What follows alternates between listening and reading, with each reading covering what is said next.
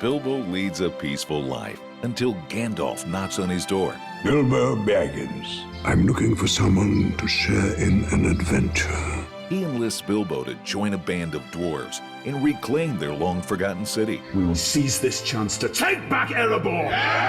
Here, Mr. Bilbo, where are you off to? I'm going on an adventure! Together, they venture to Lonely Mountain to fight an evil dragon in The Hobbit.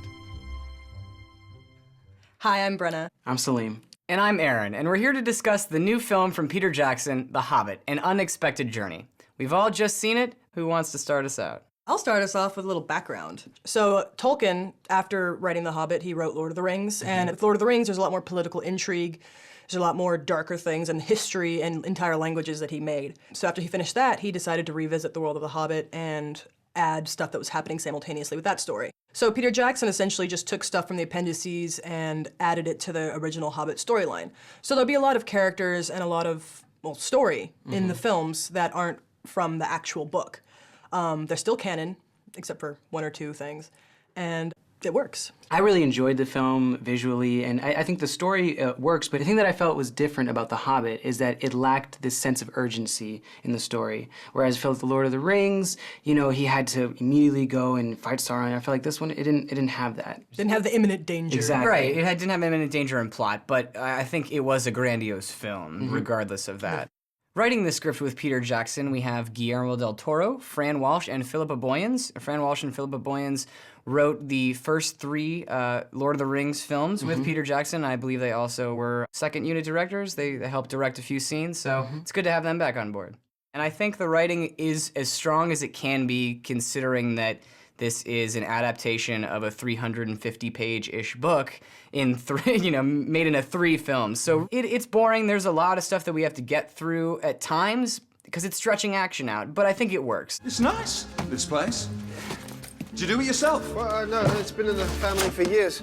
That's my mother's glory box. Can you please not do that? There was a lot more humor in the book, first of all, and second of all, it translated into the film, and I don't know that it always worked. Keep in mind the source material. This is a much sillier book. There's a lot more physical comedy, there's a lot more jokes, and there's a lot more songs. Yeah, and the problem is that staying so faithful to this book, when it's so different from the other 3, makes people who maybe weren't into all of the novels before having seen the films, it makes it a little difficult to grasp. I think it makes it its own film, though. Yeah, so instead of being like Lord of the Rings 2.0, it's, you know, The Hobbit. It's its own thing. It's got a different feel, and I like the funniness.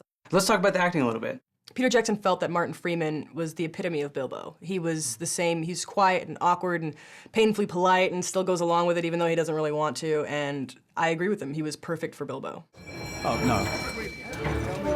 No, there's nobody home! Go away and bother somebody else! There's far too many dwarves in my dining room as it is. My issue with Martin Freeman or even Bilbo is just, you know, he's a passive character. You know, he's overly nice, and I feel like with those kind of characters, they're not as interesting until kind of they have to break bad and not be as nice. Which he did, and that's when more interesting. Yeah, exactly. I agree. As opposed to kind of like Frodo Baggins, he had to deal with the whole narcotic effect of the ring, so he had to be, you know, have a lot more depth with his character. Overall, I'm really impressed with how they handle the dwarves, because you have 13 different dwarves, and somehow they made each of them unique. So it's not Thorin and Balin and then Fili and Kili and then the rest. Each of them have their own thing, and even for people who aren't like me, who can't name all 13 dwarves, you can still tell which ones are different. So you can go Starfish guy, visual or differences, Fat guy. You know, that kind of stuff. As well as personality differences. So they're each their own unique character, which is really impressive. Yes, and of course the standout dwarf would be Thorin Oakenshield. Work, scouts! Which means an orc pack is not far behind. Orc pack? Who did you tell about your quest beyond your kin? No one. Who did you tell? No one, I swear. What in dirty's name is going on?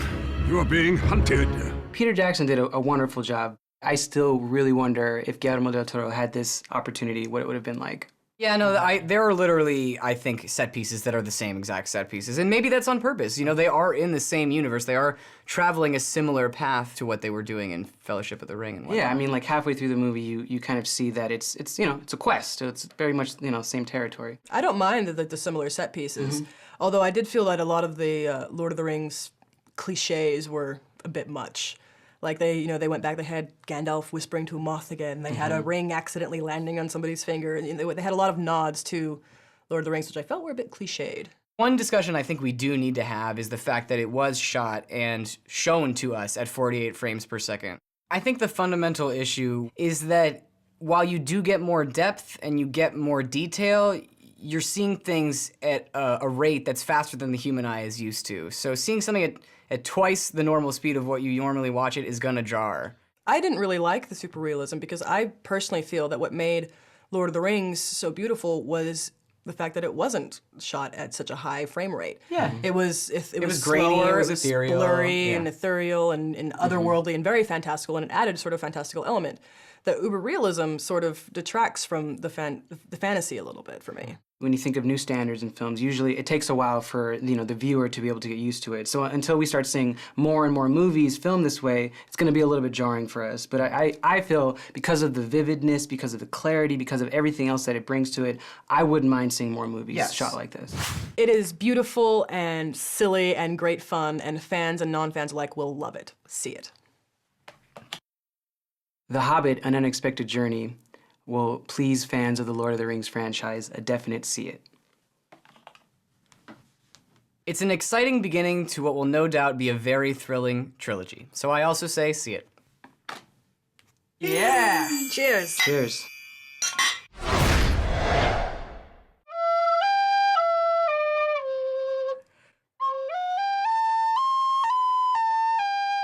I know people who identify with the hobbits, and I know elves. I mean, I classify my friends as hobbits and elves and dwarves.